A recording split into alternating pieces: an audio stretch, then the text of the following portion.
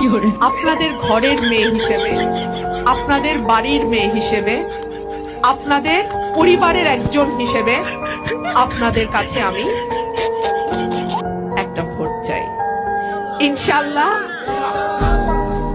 আর দোয়াটা সকলের চাই।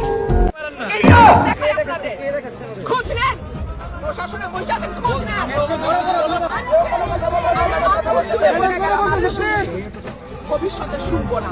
আর আমার এই যদি না বলি এখান থেকে বাইরে পারবেন না স্যার, মাথায় রাখেন। শেখ হাসিনার সময় আপনারা যাদের কথা এখন চলতেছে তারা কানে ধইরা খাটের নিচে থাকতো স্যার।